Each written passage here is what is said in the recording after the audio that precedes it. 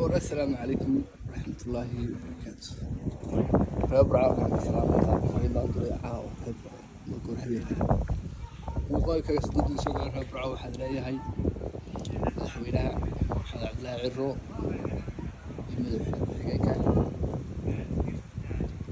يقدميها حرتي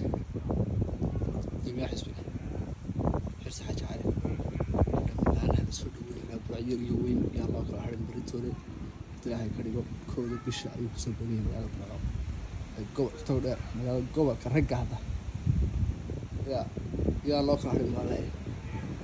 xagaa bina xaleeyahay warxan qolyo adina xagaa soo daayay xawaan waayay sana xaleeyahay